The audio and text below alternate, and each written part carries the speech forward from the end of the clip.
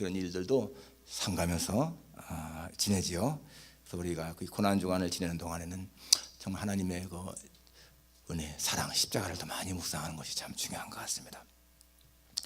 오늘 본문은 예수님의 설교입니다. 13장 전체가 예수님의 설교죠. 이 종말에 대한 그런 설교인데, 오늘 본문에 보게 되면은 이 설교의 마지막 부분인데, 이 깨어있으라라고 하는 말씀이 계속 나옵니다. 33절에 보면 주의하라 깨어있으라. 34절에도 마지막에 문지기에 깨어있으라 명한 것 같으니, 35절에 그러므로 깨어있으라, 37절에 깨어있으라. 이렇게 네 번씩이나 이 짧은 그런 본문에 네 번씩이나 깨어있으라 깨어있으라. 영어로 보니까 keep watch 이런 말이 나오죠. 예, 깨어있으라 깨어있으라.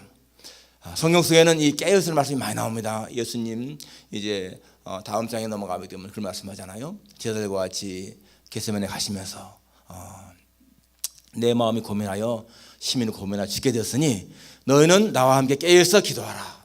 그렇게 말씀하십니다. 그리고 저만치 가셔서 혼자 기도하신 다음에 돌아왔는데 제자들이 다 잠들었어요. 예수님 하시는 말씀이 너희가 1시 동안도 깨어있을 수 없더냐. 시험에 들지 않게 깨어있으라. 이렇게 말씀하시죠. 시험에 들지 않게 깨어있으라. 잠들게 되면 시험 들 수가 있다는 말씀입니다. 로마서에도 보면 너희가 이 시기를 알거니와 자다가 깰 때가 벌써 되었으니 이는 우리의 구원이 처음 믿을 때보다 가까웠습니다. 이런 말씀이 있습니다. 깰 때가 되었다. 깰 때가 되었다. 오늘 그래서 우리 깨어있으라라고 하는 주제를 말씀을 증거하기 원합니다. 베드로전서 5장에도 보면은 근신하라 깨어있으라 너희 대적 마귀가 우는 사자같이 두루다니며 삼킬 자를 찾나니 너는 믿음에 굳게 서서 저를 대적하라 그랬습니다. 마귀는 우는 사자같이 두루다니며 삼킬 찾는다. 잠자는 자, 영적으로 잠자는 자는 삼킨다는 것입니다. 여기서 깨어있으라고 하는 말은 뭡니까? 영적으로 깨어있으라는 말씀이죠. 자, 이 말씀이 무슨 의미일까? 오늘 세 가지로 보겠습니다. 첫째는 종말에 대한 각성하고 살라 하는 것입니다. 종말에 대한 각성하고 살라. 오늘 28절부터 32절까지 보면은 무화과 나무의 비유를 배우라 하시면서 그 가지가 연한해지고 잎사귀를 내면 여름이 가까운 줄 아나니 이와 같이 너희가 이런 일이 일어나는 것을 보거든 인자가 가까이 곧 문 앞에 이른 줄 알라. 그 앞에 설교를 쭉 하시면서 하신 말씀입니다. 이런 일이 일어나는 것을 보거든 인자가 가까운 줄 알라. 즉 이런 일이 생긴 걸 보게 되면 종말이 가까운 줄 알라. 예수님의 재림이 가까운 줄 알라. 그런 말씀이죠. 근데 이런 일이 무엇일까요? 그 앞에 보면은 이제 뭐 14절부터 쭉 나오죠. 여러 가지 나옵니다. 환란의 날이 나오고 그 다음에 또 어떤 사람이 이 적그리스도 나타나는 것을 보게 되고 거짓 그리스도들 그 할 수만 있으면 택하신 자들을 미혹할 것이다. 그런 말씀을 나오고 있어요. 지금도 여러분 이 거짓 그리스도가 얼마나 많은지 알 수가 없습니다. 거짓 선지자, 자기 적그리스도라고 하는 사람들, 특히 이 한국에 이런 게 굉장히 많아요. 지금 신천지라고 하는 그 이단 보게 되면 추종자가 뭐 10만인가 15만이라고 하더라고요. 그런데 그 교주가 그 이만이라고 하는 사람이 아주 도덕적으로도 굉장히 잘못된 사람인 것이 다 드러나는데도 그대로 따라가고 있습니다. 여러분 이단을 따라가는 사람들은 지식이 부족한 사람들이 아닙니다. 다 많이 배우고 그런 사람들이 따라갑니다.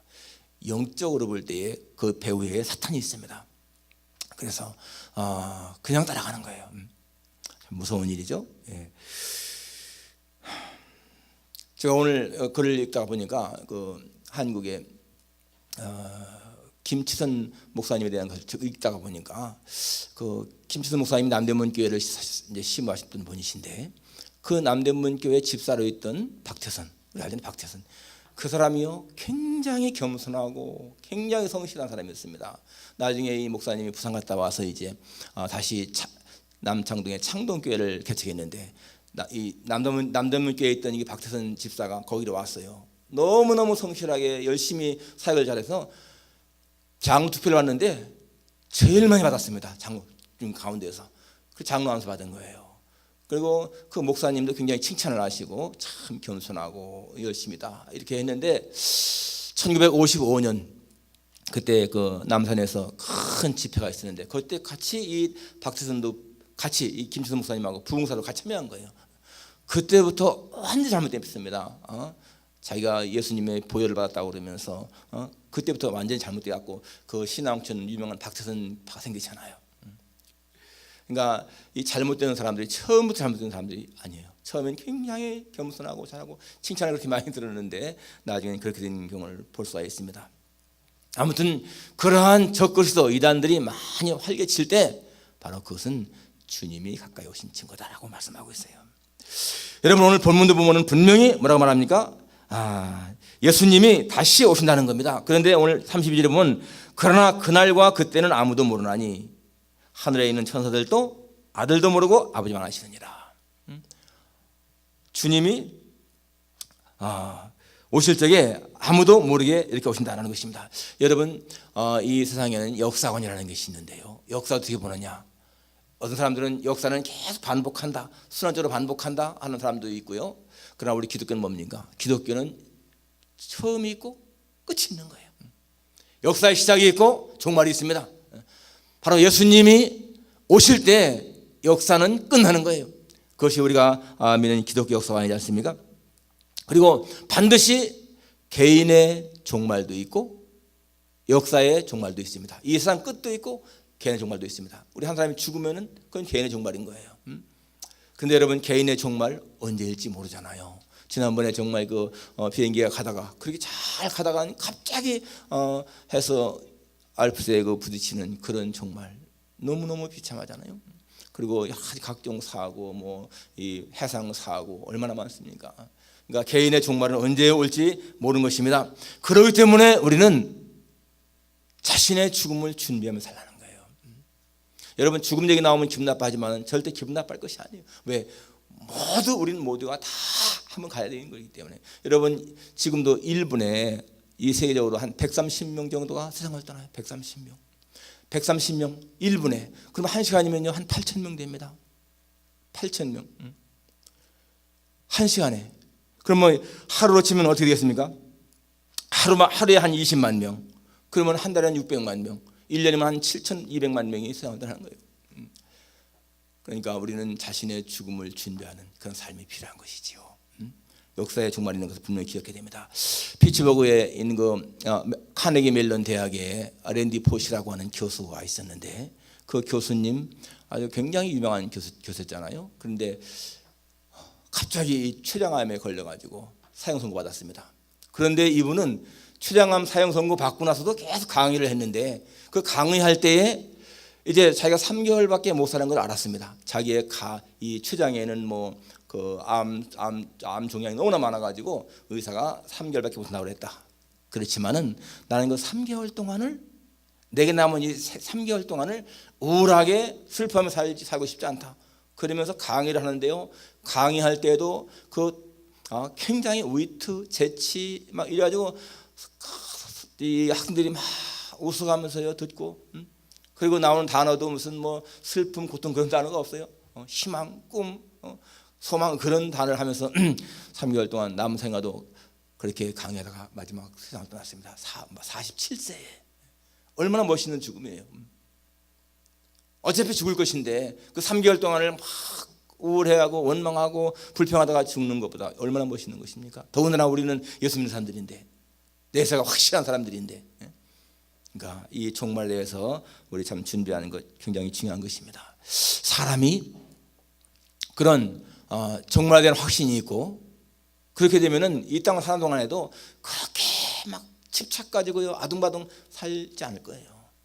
사람은 자기의 죽음이 임박한 거 알게 되면 다 마음이 평안해지면서 오히려 용서하게 되고 사랑하지 않습니까? 그런 삶이 참 중요한 것이죠. 종말에 대한 각성 갖고 살라. 이것이 깨있으라고 하는 말씀의 하나의 의미인 것이고, 두 번째는 특권과 사명을 갖고 살라는 것입니다. 여기 30절에 보면은 34절에 이런 말씀이 있죠. 가령 사람이 집을 떠나 타국으로 갈 때에 그 종들에게 고난을 주어 각각 사물을 맡기며 문지기에게 깨어있으라 명함과 같으니. 여기요 고난이라는 말이 나오고 사무라는 말이 나옵니다. 고난은 뭐겠습니까? 특권이죠. 사무는 뭐겠습니까? 사무 일하는 거잖아요. 그것은 사명입니다. 하나님은 우리에게 특권을 주었고 사명을 주었어요. 우리가 하나님의 자녀라고 하는 것은 특권입니다. 놀라운 특권이잖아요. 기도할 수 있는 특권, 놀라운 특권이지 않습니까? 그러면서 동시에 너희는 가서 복음을 전파하라, 너희는 형제를 사랑하라, 이런 말씀들은 뭡니까? 하나 우리가 해야 할 일들인 거예요. 그러니까 우리는 성도라고 하는 것은 말이죠, 하나님의 특권을 행사하고 누리고 거기에서 기쁨을 누리고 그리고 사명을 감당하면서 보람을 느끼는 것이 우리 크리스찬의 삶입니다. 하나님이 내게 주신 특권을 누리고 하나님이 내게 주신 사명을 감당하면서 보람을 느끼는 것, 얼마나 아름다운 삶입니까? 그러니까 우리 성도들은 예수님의 십자가와 부활에 우리의 삶을 일치시켜야 되는 거예요. 예수님의 십자가를 바라보면서 그 십자가 때문에 내 용서 받았다고 하는 것에 대한 감사가 있어야 되는 것이고, 다시 또 주님과 같이 부활한다고 하는 그 부활의 소망 가지고 사는 것이고, 그러니까 여러분 진짜 믿음이 확실하게 되면은 우리는 살고 죽는 것을 초월해서 하나님의 은혜 안에서 삶의 기쁨을 누릴 수가 있지 않겠습니까? 특권과 사명을 각성하며 살라. 종들에게 가시면서 이 고난을 주고 사물을 맡겼다. 그러면서 말씀하시기를 깨어있으라 하지 않습니까? 깨어있어서 이 특권을 행사하고 내가 해야 할 사명을 감당해라 라고 하는 겁니다. 우리는 어디에서나 이러한 특권과 사명이 있어요. 가정에서도 직장에서도 교회에서도. 여러분 부부간에 보십시오. 남편이 아내에게 존경받는 거 하나 특권입니다. 그렇지만은 존경받으려면 뭐 해야 돼요? 자기 해야 할 일을 해야 되잖아요. 그게 뭡니까? 사랑하는 거야. 자기 아내를 자기 몸같이 귀하게 여기고 사랑하는 거. 그래야 존경받지 않습니까?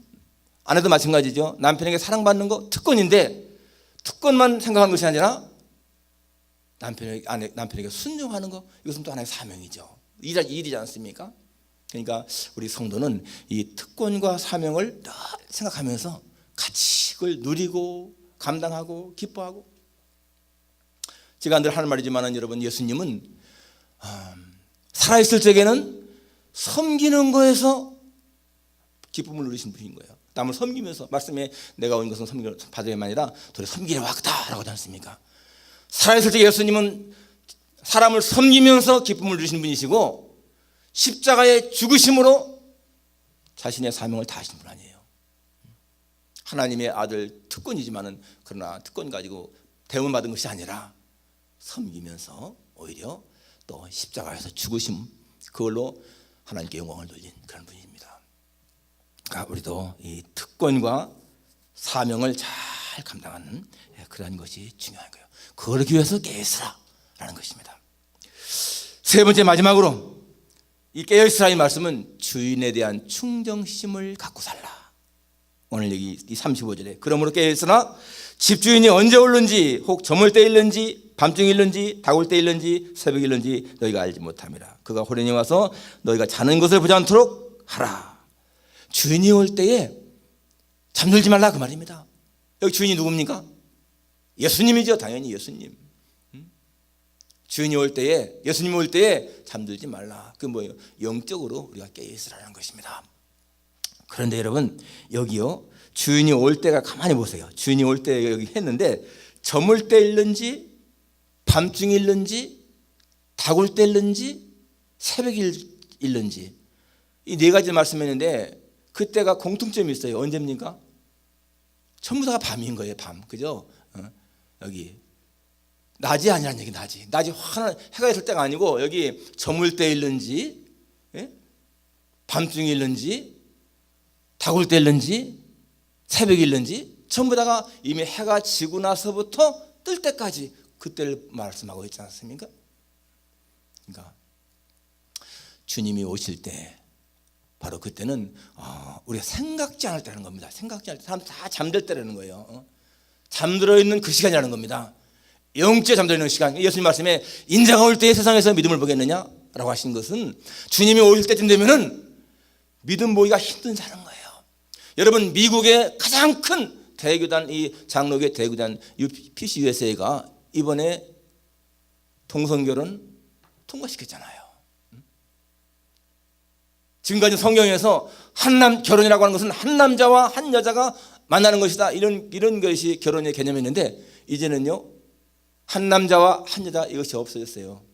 그냥 두 사람이 만나 가정을 이루는 것이다, 이렇게 변해버렸습니다. 참 미국의 그 장로교, 우리 한국에 얼마나 큰 영향을 끼친 그러한 교단입니까? 그런데 분명히 성경은 결혼을 말할 적에 한 남자와 한 여자 이렇게 했는데, 이제는 동성결혼 교회 안에서 교회가 다 그걸 허락하고 있어요. 지금 인디애나주 같은 데 보니까 그 동성결혼을 허락하지 않으면은 그 주에 있는 무슨 IT 산업들이 다 옮기겠다고 협박을 하고 있고요, 저 주지사한테. 그러니까 이게 보통 문제가 아닌 거예요. 자, 동성결혼을 반대하는 게 성경적인데도 그걸 반대하자니 당장 경제적으로 큰 어려움이 닥치잖아요. 그런 게 있습니다 지금. 자, 그러나 주인이 올 때에 깨어 있으라, 잠자지 않게 하라라는 것입니다. 그런데 여기 말씀은 뭡니까? 주인은 반드시 온다. 무슨 말이에요? 우리 주님의 재림은 반드시 있다. 그리고 그 주님이 오실 때에는 우리가 알지 못하는 그러한, 사람들이 생각지 않은, 잠들기 쉬운 그러한 때에 오신다. 즉 우리의 믿음이 하나님을 향해서 아주 약해질 때, 그럴 때. 그리고 이 말은 정말 세월이 가면 갈수록, 종말이 오면 올수록 사람들은 다 하나님을 떠나는 거예요. 그러니까 말세가 되면은 사람들이 자기를 사랑하고, 돈을 사랑하고, 쾌락을 사랑하고, 하나님 사랑하는 것보다 그런 걸 더 사랑한다고 하지 않습니까? 그러니까 이게 세월이 흐르면 흐를수록 믿음을 지키는 것이 쉽지가 않습니다. 정말 이 미국 처음에 얼마나 이 신앙이 순수하고 아름답고 그런 나라였잖아요. 그런데 지금은 뭐 얼마나 달라졌습니까?